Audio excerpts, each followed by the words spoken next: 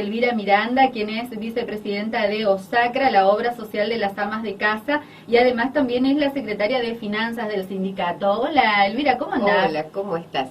Medio raro verse atrás de los micrófonos que tiene Sudamericana ahora. Sí, así es. Pero bueno, estamos compartiendo este espacio que llega todos los domingos, creo que a una gran mayoría de hogares, y por eso nos parece que es un lugar tan cálido y tan interesante siempre de escuchar y de poder venir a decir algo también de vez en cuando.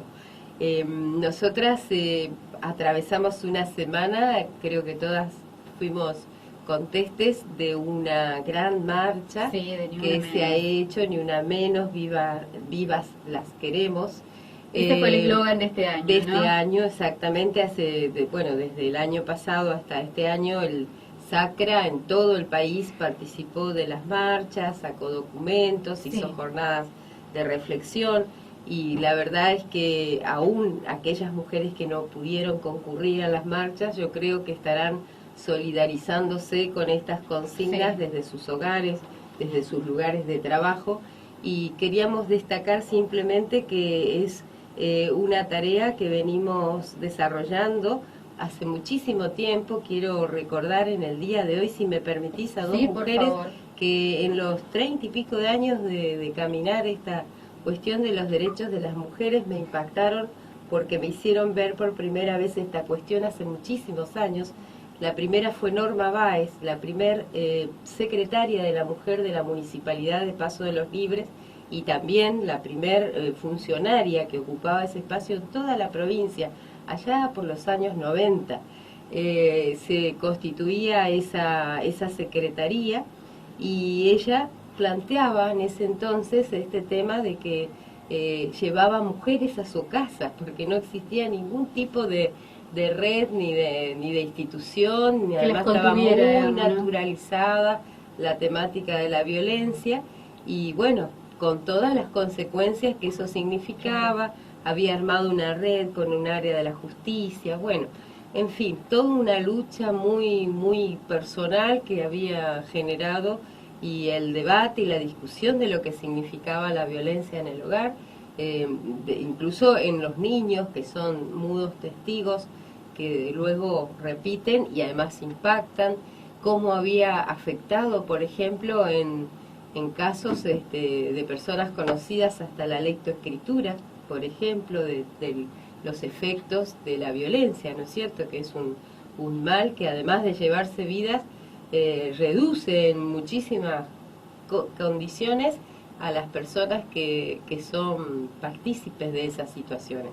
Y la otra persona fue justamente Celia Ponce de Viñolo, justamente la señora Celia, que querida compañera y amiga, hoy no está físicamente entre nosotros, pero que discutíamos también intensamente la temática del Estado. ¿Qué pasaba con el Estado? ¿Qué debía hacer el Estado para poner un parate en ese sentido, para que era imprescindible que interviniera el Estado, porque bueno, por más buena voluntad que tuviesen otras mujeres, que la solidaridad por supuesto era imprescindible, pero tenía que estar la pata del Estado. Sin duda. Y la importancia que desde el primero hasta el último funcionario tuviesen conciencia clarísima al respecto. Entonces, por ese entonces también vimos otro tipo de violencia, que empezábamos a distinguir las distintas clases de formas violentas contra las mujeres, y una de ellas fue muy fuerte para nosotros, porque atravesaba toda la sociedad, la falta de asistencia económica de los varones hacia sus hijos y hacia sus mujeres cuando se producía el divorcio, la separación. Bueno, hoy con el nuevo Código Civil ya todo eso ya ha sido discutido, analizado, mejorado, pero en aquel entonces la creación, mediante un proyecto que insistimos a través de una senadora de la provincia, hizo posible que tuviésemos hoy día el registro de morosos de cuota alimentaria, morosos y deudores de cuota alimentaria, y que fuese un elemento imprescindible tener un libre deuda para ejercer, digamos, cualquier tipo de función del Estado, ¿no es cierto? Porque nunca un funcionario o funcionaria, pero la verdad es que habíamos encontrado prácticamente 0 casos, digamos, y habíamos encontrado muchos casos de varones que no cumplían con la cuota alimentaria al respecto de sus hijos y de sus esposas. Y decíamos, no puede ir una persona que en su vida familiar actúa de esa manera, no puede estar ocupar un espacio donde lo pagamos todos con nuestras contribuciones, con nuestro el erario público, una persona que si no cumple con su familia, menos interés va a tener en las políticas públicas de las demás familias. Claro. Entonces, bueno, eran visiones que yo en ese entonces no las hubiera podido alcanzar solas, por supuesto, porque todo esto se hace en conjunto entre todas las mujeres, o la importancia de la 107, que es una línea, en nuestra provincia no funciona así, pero en otras provincias funciona como la línea de emergencia de violencia doméstica, que bueno, esos andariveles que uno tiene por haber trabajado en una editorial, conocí a Eva Giberti, publicamos un libro de ella, justamente que estaba agotado, una síntesis de todo, una larga experiencia de Eva Giberti, quien fue también, creo yo, ¿no?, una de las primeras voces en la Argentina que empezó a escribir sobre estas temáticas cuando esto era... cada familia es un mundo, te decían, ¿no es cierto? No hay que meterse. No hay que meterse, y bueno, algo habrá hecho. Sí. ¿Qué le hiciste vos? Decían los policías cuando la mujer iba con la cara. Sí, bueno, pero vos qué hacías para que te castigue así, decir. O las mujeres que decían, no, mi marido es muy bueno, tuve mucha suerte porque mi marido no me pega. Como un hecho.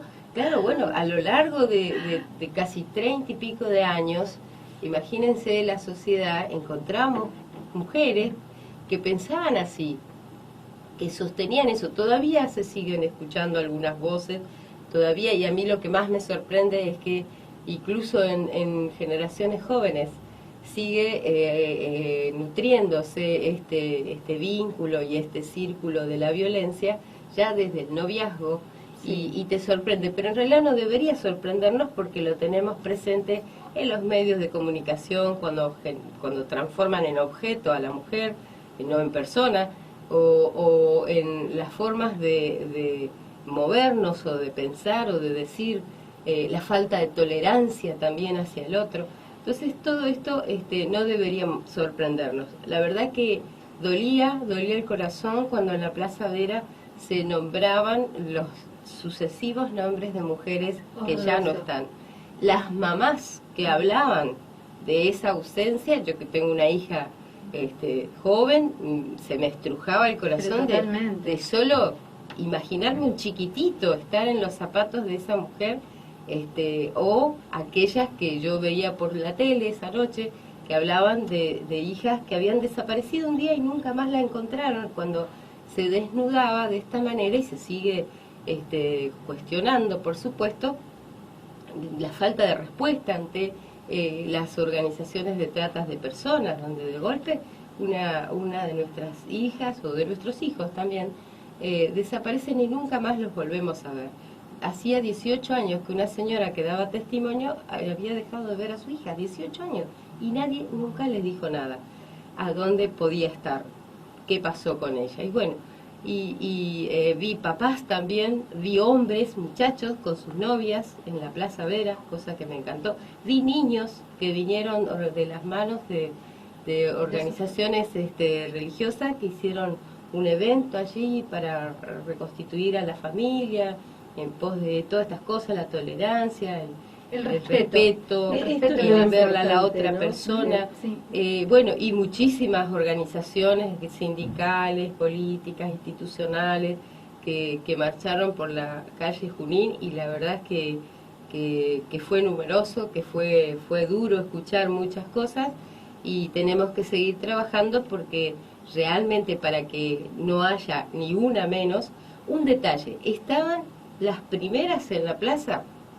un grupo de unas 10 señoras, que la más joven tenía 70 años, pertenecían a un centro, Nuevo Horizonte, estaban todas sentaditas, muy emponchaditas, con sus asistentes allí, con sus carteles, también presentes en el Ni Una Menos, Viva las Queremos.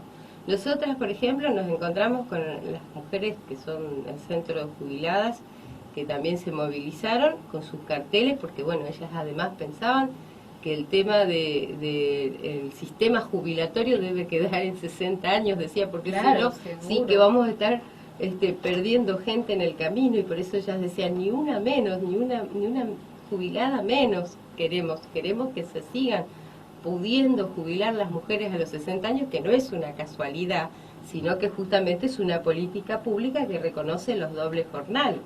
Entonces el jornal dentro del hogar y el jornal fuera del hogar, del cual las amas de casa sabemos mucho y hemos hablado muchas veces aquí, ¿verdad?